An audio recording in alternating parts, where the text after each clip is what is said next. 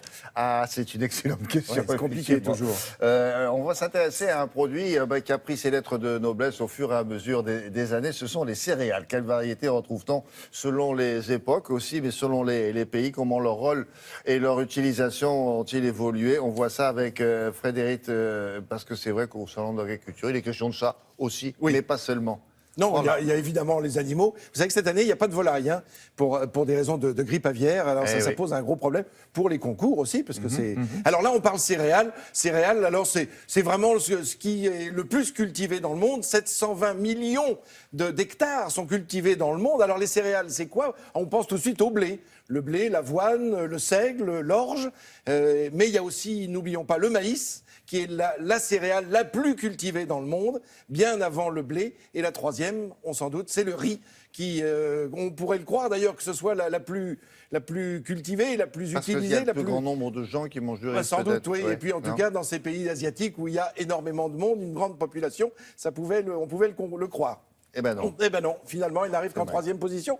En France, la première qui est cultivée, c'est le blé, on s'en doute bien. Alors, céréales, ça vient de Cérès. En tout cas, l'origine, c'est le nom de cette déesse de l'agriculture, déesse grecque. On va voir son visage dans un instant. Figurez-vous que sa fille, Proserpine, a été enlevée par Pluton. Alors, du coup, elle la cherche un petit peu partout. Et à chaque fois qu'elle se déplace, eh bien, elle laisse tomber quelques graines de blé et apprend aux hommes à cultiver ce blé. Voilà pourquoi Cérès est devenu l'emblème des céréales. Allez, on regarde des images et puis on va découvrir quelques-uns de ces produits et comprendre comment ils nous servent. Alors là, voilà, la fameuse Cérès. Normalement, elle a des gerbes de blé dans les bras, mais là, vous le voyez, ce sont des épis de blé dans les cheveux, absolument. Elle a un petit épi, elle n'est pas passée chez le coiffeur ce matin. Mais bon, c'est vraiment le personnage emblématique.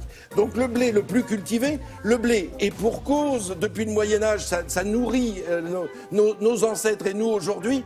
On en fabrique le pain, vous savez, les boulangers. S'ils s'appellent boulangers, c'est parce qu'ils ont dès l'origine fabriqué du pain en boule. Voilà pourquoi ils s'appellent comme ça. Et puis ce pain, on le tranchait, on en faisait des tranches qui permettaient de servir d'assiette.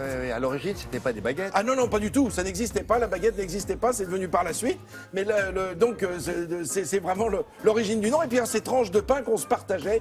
Vous savez qu'on mangeait cum panis, c'est-à-dire compagnon. On partageait le pain ensemble. Là, c'est de l'avoine que l'on donne aux chevaux. Vous savez, on parle souvent de picotin d'avoine. Eh bien, le picotin, c'est une ration qui peut être de 3 à 10 kilos, suivant le travail et la taille du cheval, évidemment. Là, c'est du maïs, on l'a bien compris. Maïs, première céréale cultivée au monde, je le rappelle. On l'utilise. Alors, le popcorn, savez-vous qu'il est né, puisqu'on parlait d'Oscar, il est né au cinéma lors de la crise de 29. La crise de 29, les directeurs de cinéma interdisent l'entrée du popcorn dans les cinémas. Puis ils s'aperçoivent que ça rapporte beaucoup d'argent. Donc ils acceptent. Et en plus, depuis 2 ans, le cinéma muet est terminé, on est passé au parlant.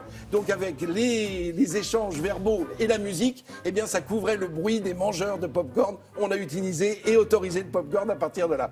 Bon là c'est le riz. Parce que sinon ça dérangeait. Sinon ça dérangeait. Alors il y avait évidemment un pianiste, vous savez, si on se rappelle, oui, il y avait parfois un pianiste, mais voilà. Et puis alors on a vu quelques images pour le riz, mais il y a tellement de choses à dire parce que la paella qu'on en a vu servie, la paella c'est le plat...